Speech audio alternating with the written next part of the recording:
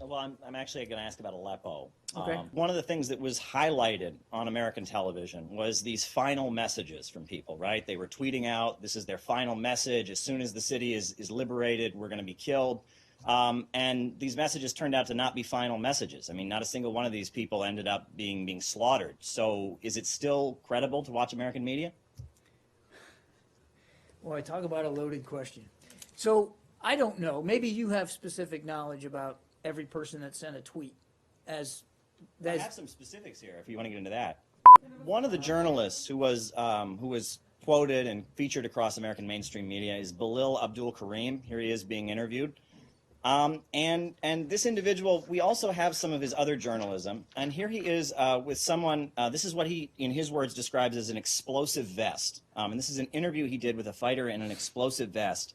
He reports, "The fighters are now preparing to leave the city. This is an explosive belt. This is what many fighters are wearing because they don't feel they can trust the regime." Is this an unbiased, credible source, this person standing next to what looks like a potential suicide bomber? Look, I'm not going to speak to every single news account that you can sit there and cite, sir. What I can tell you is, as I said, I think the broad swath of coverage about what's going on in Syria is worth people paying attention to. And people have to decide for themselves what they're going to find credible and what they're not going to find credible. But if by the tone of your questioning or by the questions themselves you're trying to imply that what's going on in Aleppo is nothing more than a liberation festival or a parade of proud, happy people that they're being liberated, I think that is ludicrous. And I think it is not backed up by any stretch of normal independent reporting that we've seen coming out of there. Now, I'm not going to debate each and every account with you. I'm not going to get into an argument over each and every story that's been filed. But I think the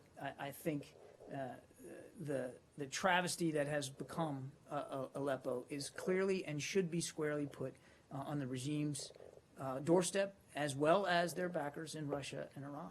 No one denies that carnage. Okay. This man He's not in charge of the American media. Yeah, Okay, following up on Aleppo.